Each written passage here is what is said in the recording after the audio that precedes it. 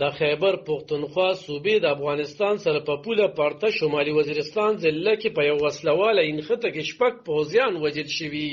تحریک طالبان پاکستان یې ذمہواري منلې ده. پوج په نښته کې د درو ترهګرو د وژلو خوب ویلي دي. خبري ادارې رادیو پاکستان تر مخه پوج نن د زیارت پروز ویلي چې ترهګرو سره د شمالي وزیرستان په دیردونه سیمه کې نښته شوې ده. پوج ویلي چې په انخته کې درې ترهګر خوب وژل شوي دي. پوج ویلي چې په وژل شو پوځیانو کې حوالدار سلیم خان، نائک جاوید اقبال، سپاهی نذیر خان، سپاهی حضرت بلال، سپاهی رجب حسین او سپاهی بسم الله جان شامل دي. د خبر تر مخه پوج ویلي چې د علاقې د ترهګرو سره پاکولو د عملیات روان دي. په خیبر پختونخوا ځانګړي ډول قبایلی ضلعو کې پرستو کې په امنیتي ځواکونو د بریدونو په سیوا شوي چې پکې د زیاترو ذمہواري تحریک طالبان پاکستان مني.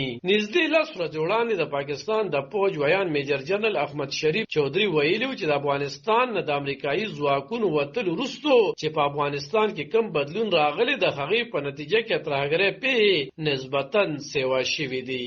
د ترهګرۍ په پیو کې تحریک طالبان پاکستان ټي ټي پی او بلوچستان کې ترهګرو ډلو بهرنۍ اړیکې ثابت شوي دي. هغه زیاته کړ چې ترهګرۍ په ضد هر ورځ د اویان زیات عملیات پوج، پولیس او نور ادارې ترسره کوي او دا وخت په پاکستان کې کما نوګو ایریا یا ممنوع علاقه نشته. خو په زیرو ځایونو کې ترهګرو تشکیلات فعال دي او د هغو په ضد هر ورځ عملیات کیږي. لدغه وړاندې د پاکستان د پوج د کور کمانډرانو په غونډه کې ویلي شوی چې د حکومت لاړه ترهګرۍ په ضد منظور کړی شوی مبارزه کې به د ټول نظام لارې د مل څخه ترهګرۍ، توندروي یا انتخاب خوخه او بې ثباته عوامل ختمول شي.